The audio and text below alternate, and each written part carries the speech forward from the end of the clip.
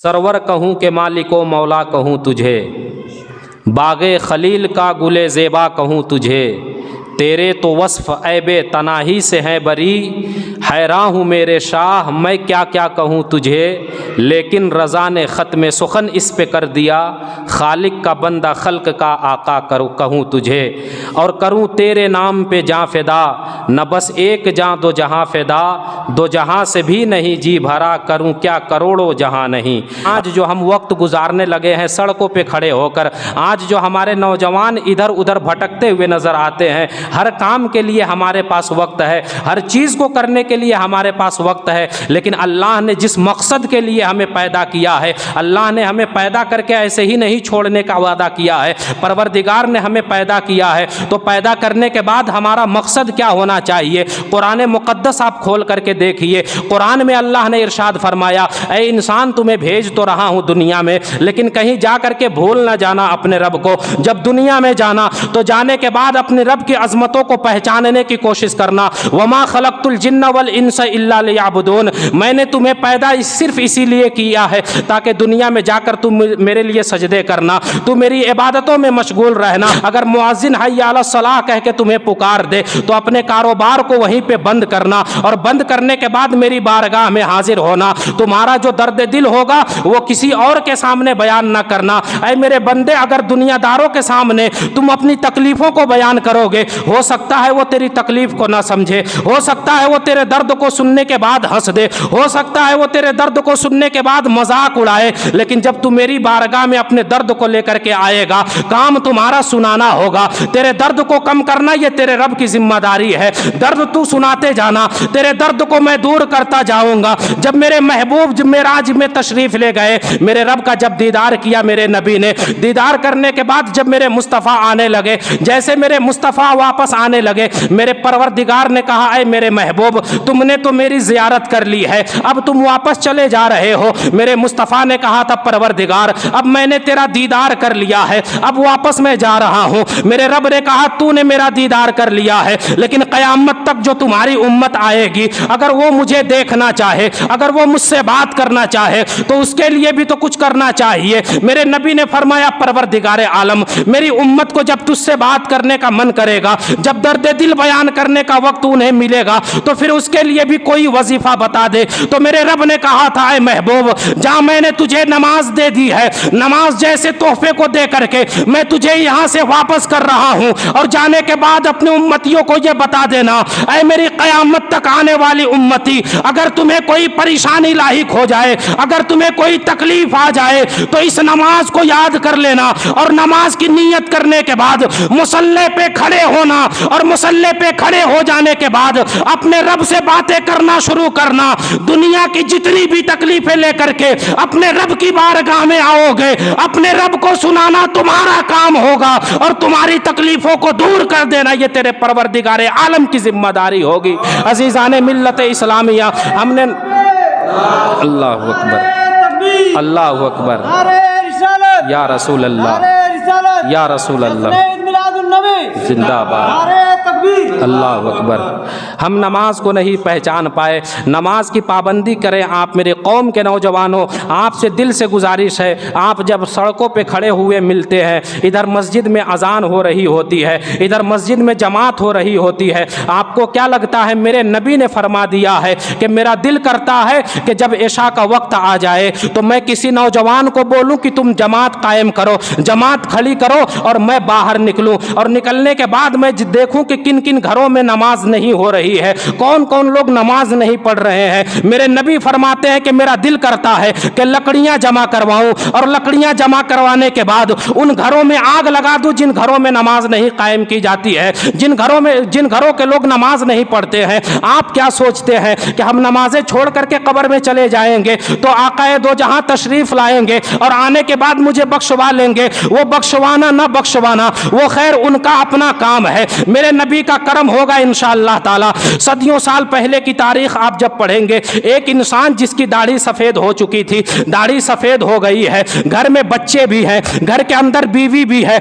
बीवी ने एक दिन कहा था, ऐ मेरे शौहर कई दिनों से घर का चूल्हा नहीं जला है, भूख भी बहुत बढ़ती जा रही है, बच्चों की भूख देखी नहीं जाती है, आप एक काम क्यों नहीं करते, आप बाजार चले जाइए और बाजार से कुछ कमा करके लाइए जिससे हमारे घर में चूल्हा जलने का इंतजाम हो जाए। शौहर ने कहा था, ऐ मेरी बीवी सुबह हो जाने दो, मैं सुबह के वक्त बाजार जरूर जाऊंगा। जब सुबह का सवेरा नमूदार हुआ है, सुबह का जब सूरज निकला है, ये बूढ़ा इंसान जिसकी दाढ़ी भी सफेद है हाथ में थैला लेता है और लेने के बाद बाजार की तरफ निकला है। जब बाजार की तरफ जाने लगा तो बीवी ने कहा था, ऐ मेरे सरताज जाने से पहले पहले मेरी एक बात आप सुन ले। तो शौहर ने पूछा था, क्या कहना चाहती हो? बीवी ने कहा था, अगर हराम का मिले तो वहीं पे छोड़ के आ जाना, अगर हलाल का लुकमा मिले तभी घर के अंदर लेकर के आना। शौहर गया है, जाने के बाद बाजार में खड़ा हो गया है, जहां मजदूरों की लाइन लगी हुई थी उसी लाइन में शौहर भी जाकर के खड़ा हो गया। लोग आते रहे, नौजवानों का हाथ पकड़ पकड़ के अपने घर तक लेकर के जाते रहे। इस बूढ़े को कोई अपने घर के अंदर ले जाना गवारा ना किया, ये सोच करके कि इसकी दाढ़ी सफेद हो चुकी है, इसका जिस्म कमजोर हो चुका है, अगर इसे घर में लेकर के जाऊंगा तो ये कितना काम करेगा, ये सोच करके कोई इसको अपने घर में मजदूरी को ले जाने को तैयार ना हुआ। जब शाम होने लगी, इसके दिल में ये ख्याल आया कि अगर मैं घर चला जाऊंगा, अगर बच्चों ने पूछ दिया, ऐ मेरे वालिद मोहतरम कुछ ले करके आए हो कि नहीं, हमारे पेट में जो है कि कई दिनों से परेशानियां लाहिक है, हम कई दिनों से भूखे और प्यासे हैं, कुछ पकाने के लिए लाए हो कि नहीं, तो अपने बच्चों को क्या जवाब दूंगा। अगर बीवी ने पूछ दिया कि ऐ मेरे सरताज सुबह से शाम हो गई है, शाम के वक्त आप आ रहे हो, बताओ क्या लेकर के आए हो, तो अपनी बीवी को क्या मुंह दिखाऊंगा। ये सोच ही रहे थे कि अचानक से मस्जिद से सदा आती है, हय्या अलस सलाह हय्या अलल फलाह, आओ कामयाबी की तरफ आओ। ये जैसे ही उसने सुना है, सुनना था कि दिल से ये आवाज आती है कि जहां दुनियादार ठुकरा दिया करे, अगर दुनियादार कोई ना पूछे तो परवरदिगार की बारगाह में हाजिरी देना चाहिए। उसने अपने दर्द दिल को लिया है और मस्जिद के अंदर दाखिल हुआ है। अच्छी तरह से उसने वजू किया है और वजू बनाने के बाद मुसल्ला बिछाया है, मुसल्ला बिछा करके अपने रब को याद करना शुरू किया है। परवरदिगार से कह रहा है, ऐ मेरे रब, दुनियादारों ने ठुकरा दिया ये भी तू जानता है, मेरे घर में फाका है ये भी तुझे मालूम है, मेरे घर की क्या हालत है ये भी तुझसे छुपा हुआ नहीं है, ऐ मेरे रब मेरा इंतजाम कर दे। ये दुआ करते जा रहे हैं, नमाज पढ़ते जा रहे हैं। जब नमाज पढ़ने के बाद फारिग हुए हैं, घर के अंदर तशरीफ लाए तो बीवी ने वेलकम किया, आगे बढ़कर अपने शौहर के पैर को धुला है और धुलने के बाद बैठाया था। बैठाने के बाद ये जान रही है कि मेरे शौहर को आज कहीं पर किसी ने काम पे नहीं लगाया है, मेरे शौहर कुछ ले करके नहीं आए हैं। बीवी को अच्छी तरह मालूम था, लेकिन बीवी ने लान तान नहीं किया था कि कुछ ले करके क्यों नहीं आए हो।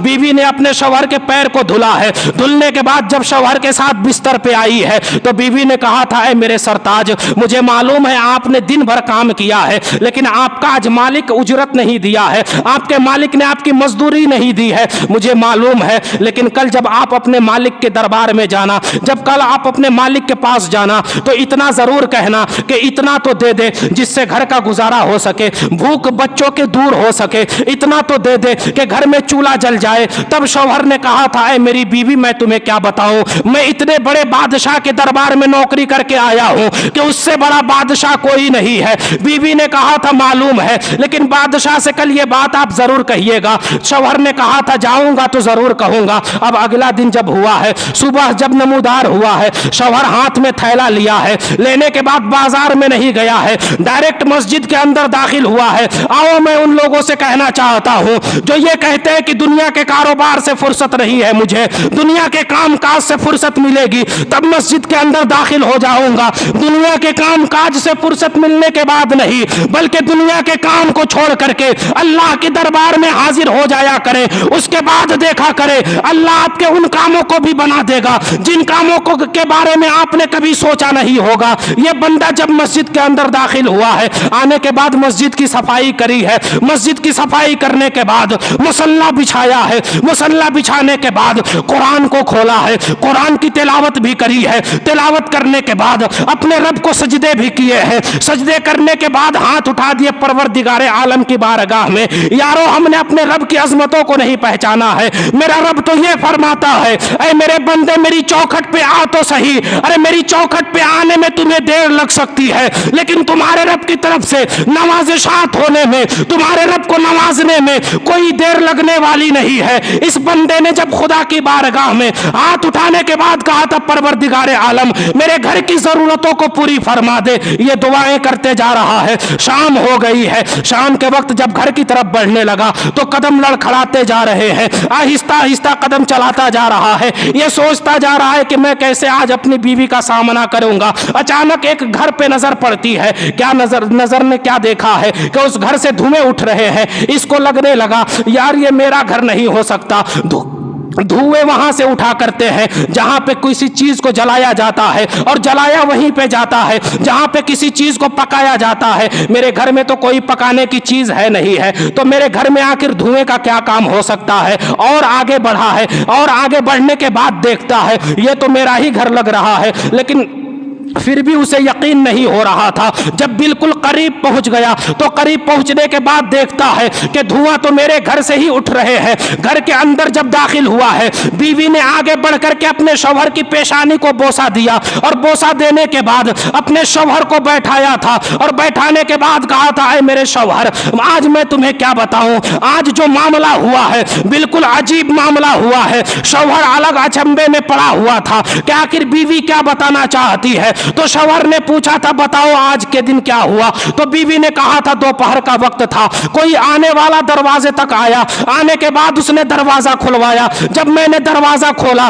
तो ये देखिए इतना अनाज रखा हुआ है, ये देखिए इतना चावल रखा हुआ है, ये देखिए इधर इस चीज का इंतजाम करके गया है। शौहर ने पूछा था कि ये किसने ला करके दिया है। तब बीवी ने कहा था कि आने वाले ने नाम तो नहीं बताया है, लेकिन जाने से पहले पहले उसने एक मैसेज दिया है, और उसने कहा था कि जब तुम्हारा शौहर शाम के वक्त आएगा तो ये बात अपने शौहर को बता देना। शौहर ने पूछा था, बताओ आने वाले ने क्या तुम्हें बताया है, उसने कौन सा मैसेज तुम्हें दिया है। तब बीवी ने कहा था कि जब तुम्हारा शौहर शाम के वक्त आएगा तो उससे कहना कि जिस तरह उस दरबार में नौकरी करता है वो नौकरी उसी तरह से करता रहे। नौकरी करना ये तुम्हारे शौहर की जिम्मेदारी है, जब तक वो नौकरी करता रहेगा उसका मालिक नवाजता रहेगा। अजीजाने मिल्लत इस्लामिया, तो रब के दरबार में आप आए तो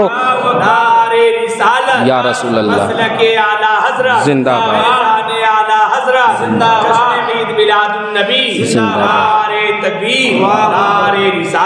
ये मेरा रब है। अपने आप को रब के हवाले कीजिए और अपने काम रब पर छोड़िए, फिर देखिए अल्लाह रब्बुल इज़्ज़त आपके काम को कैसे बनाता है।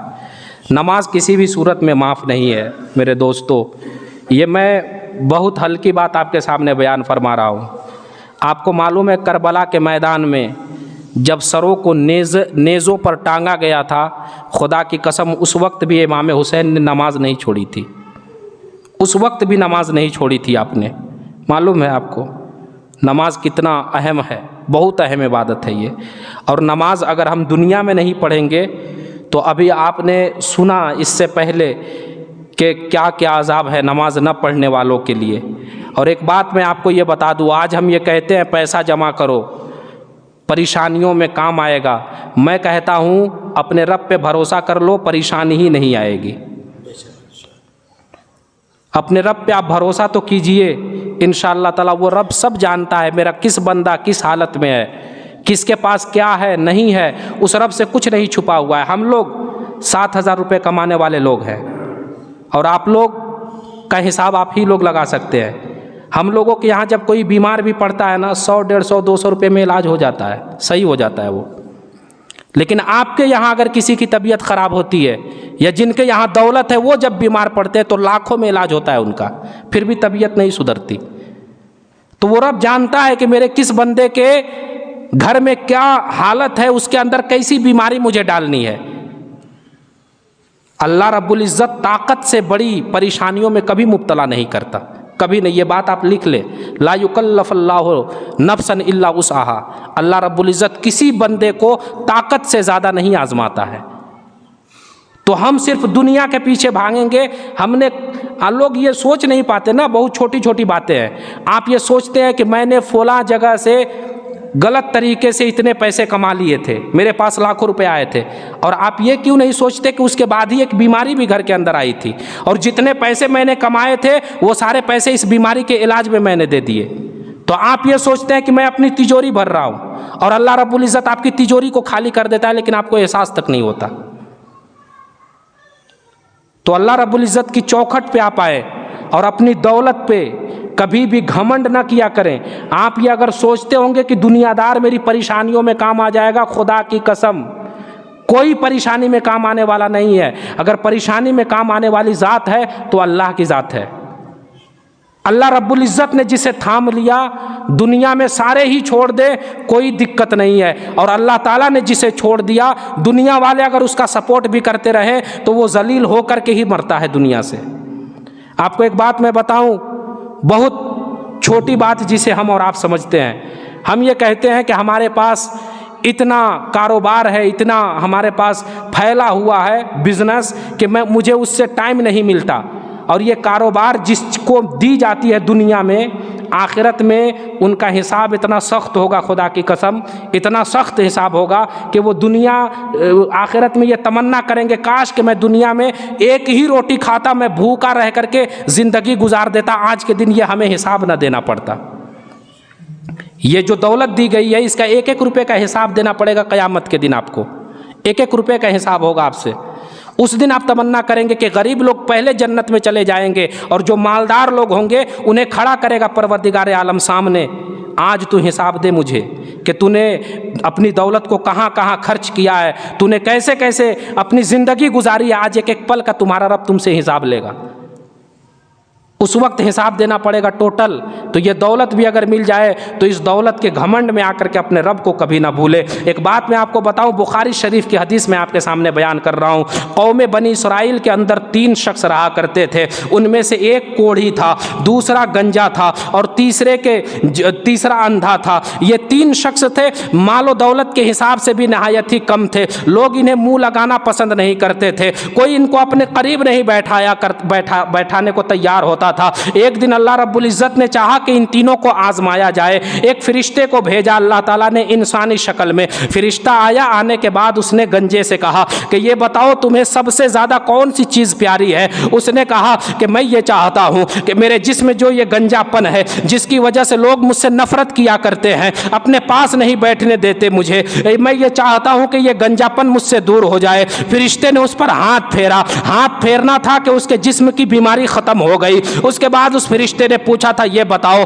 दौलत में कौन सी चीज़ तुम्हें प्यारी है। उसने कहा था इख्तिलाफ रिवायत, उसने कहा था कि मुझे एक गाय दे दो। बहरहाल उसे एक गाभिन गाय अता की गई। उस फरिश्ते ने उसके लिए खैर बरकत की दुआ करी, और दुआ करने के बाद फरिश्ता आगे बढ़ा। जैसे आगे बढ़ा उसके बाद दूसरा नंबर आता है, जिसके सर में बाल नहीं था, गंजे शख्स का। गंजे के पास गया है, फरिश्ते ने उससे भी यही सवाल किया, ये बताओ कि तुम्हें कौन सी चीज़ सबसे ज़्यादा प्यारी है। उसने कहा था मेरे सर में बाल नहीं है, जिसकी वजह से लोग मुझसे घिन किया करते हैं, मुझसे नफरत किया करते हैं, मैं ये चाहता हूं मेरे सर में बाल आ जाए। फरिश्ते ने उस पर हाथ फेरा। हाथ फेरना था कि उसके सर में बाल आ गए। उसके बाद इसने पूछा ये बताओ दौलत में तुम्हें सबसे ज्यादा कौन सी चीज प्यारी है। इसने कहा मुझे एक ऊंटनी दे दिया जाए। एक गाभिन ऊंटनी इसे भी अता की गई। इसके लिए भी खैर बरकत की दुआ करके फरिश्ता आगे बढ़ा। अब तीसरा नंबर आता है अंधे इंसान का। अंधे इंसान के बाद फरिश्ता आया है, उससे भी यही सवाल किया गया।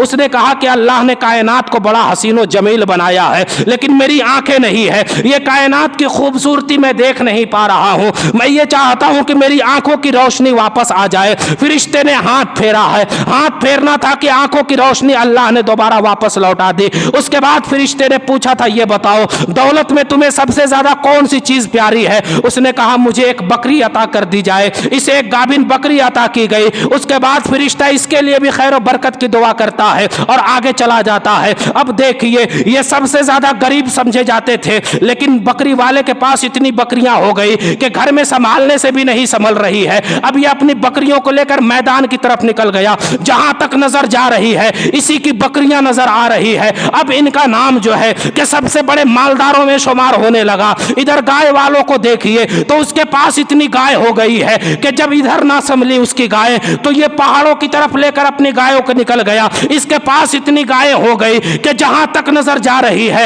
اسی کی گائے نظر آ رہی ہے. ادھر اونٹ والے کے پاس اتنے اونٹ ہو گئے کہ اس سے بھی جب نہ سنبھل پائے تو یہ بھی اپنے اونٹوں کو لے کر ادھر جنگل پہاڑ کی طرف نکل گیا. جہاں تک نظر جا رہی ہے اسی کے اونٹ نظر آ رہے ہیں. لیکن اللہ رب العزت جب دیتا ہے تو اس کا امتحان بھی لیتا ہے, اس بندے کو آزماتا بھی ہے. آپ کا بھی امتحان ہو رہا ہوگا لیکن آپ سمجھ نہیں پا رہے ہیں کہ اللہ رب العزت میرا امتحان لے رہا ہے. اللہ رب العزت نے دوبارہ اسی فرشتے کو بھیجا ہے. جب دوبارہ یہی فرشتہ آیا ہے, اس بار مسافر کی شکل میں آیا. آنے کے بعد اس نے سب سے پہلے گنجے کے پاس سے جا کر یہ سوال کیا کہ اللہ رب العزت نے تمہیں نوازا تھا, اسی رب کا واسطہ ہے, دیکھو میں مسافر انسان ہوں, رب کے نام پر مجھے جو ہے کہ ایک اونٹنی دے دو, رب کے نام پر مجھے ایک اونٹنی دے دو. اس نے کہا یار تم کیسی بات کر رہے ہو, اللہ نے مجھے کوئی دولت نہیں دی ہے. یہ دولت جو تم دیکھ رہے ہو یہ تو میرے باپ دادا وراثت میں چھوڑ کر کے گئے ہیں, میں خاندانی رئیس ہوں,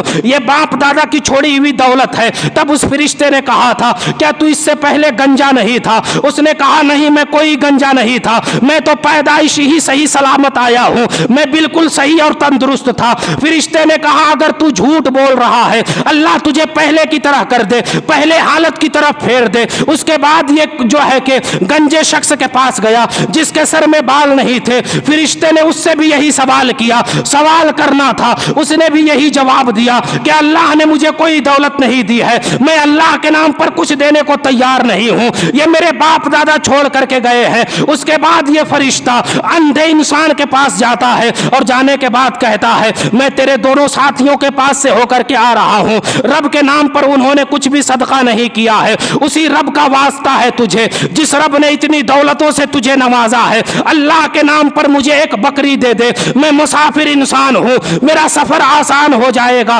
جب اس اندھے نے اتنا سنا تو اسے اپنی غربت کا زمانہ یاد تھا, اسے اپنی تکلیفیں بھی یاد تھی, اسے اپنی پریشانیاں بھی یاد تھی, اور رب نے جس طرح نوازا تھا رب کے نوازشات کو وہ بھی نہیں بھولا تھا. اس نے کہا وہ آنے والے مسافر شخص, ارے اللہ کے نام پر تم مجھ سے ایک بکری کا سوال کرتے ہو, ایک بکری تو بہت چھوٹی چیز ہے, اگر اس رب کے نام پر لے جانا چاہتے ہو تو میرے پاس جتنی دولتیں پڑی ہوئی ہے اس رب کے نام پر میں قربان کرنے کے لیے بھی تیار ہوں. تب اس مسافر آنے والے شخص نے کہا تھا, فرشتے نے کہا تھا کہ مجھے تیری بکری کی ضرورت نہیں ہے اور نہ رب کو تیری بکری کی ضرورت ہے. تیرے رب نے تم لوگوں کے امتحان لینے کے لیے مجھے بھیجا تھا, تمہارے دونوں ساتھی امتحان میں فیل ہو گئے ہیں اور تم امتحان میں کامیاب ہو گئے ہو. عزیزان ملت اسلامیہ, تو یہ جو اللہ رب العزت نے ہمیں دیا ہے تو کہیں ایسا نہ ہو کہ یہ دولت کے چکر میں پڑ کر کے ہم اپنے رب کو بھول جائیں. اگر ان دولت میں آپ پڑ گئے, اس دولت نے اگر آپ کی آنکھوں پہ پٹی لگا دیے تو آپ یہ سوچ لیجئے اس دولت کی ضرورت رب کو ہرگز نہیں ہے. پروردگار عالم تو بے نیاز ہے, اس نے ہمیں دنیا میں بھیجا ہے, سب کچھ دیا ہے. کوشش کیجئے آپ اللہ رب العزت کی چوکھٹ پہ آپ حاضر ہوں, اللہ تعالیٰ کو یاد کرے. اللہ کا بڑا احسان ہے, بڑا کرم ہے کہ اللہ تعالیٰ نے ہمیں اشرف المخلوقات بنایا, اور سب سے بڑا احسان تو اس رب کا یہ ہے کہ ہمیں اس نبی کی امت میں پیدا کیا جس نبی کی امت میں پیدا ہونے کے لیے نبیوں نے دعائیں مانگی تھی.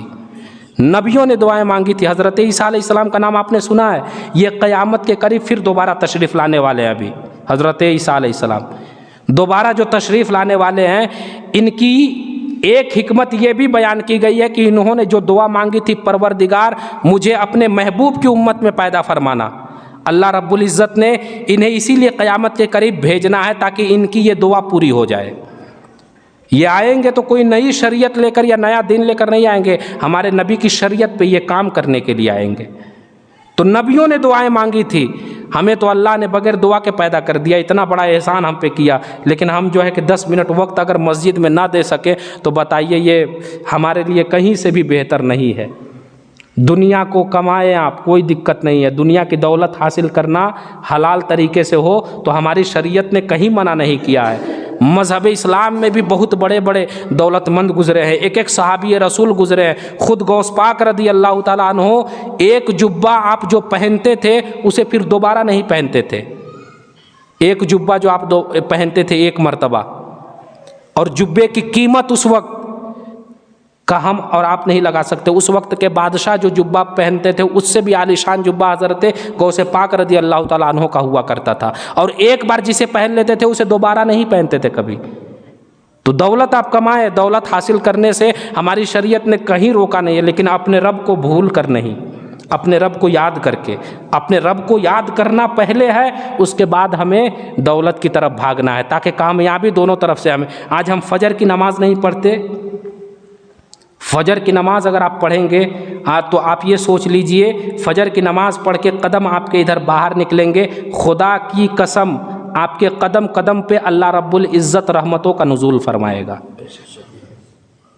اللہ رب العزت کے فرشتے آپ کے ہر ایک کام کو بناتے ہوئے نظر آئیں گے۔ ایک مرتبہ یہ آپ سوچ تو لیں کہ ہاں ہم نے اپنی زندگی کو اپنے رب کے نام کر دیا ہے، اس کے بعد آپ کے ہر وہ کام بھی بنتے ہوئے نظر آئیں گے جو کام آپ کے پھنسے ہوئے ہوں گے۔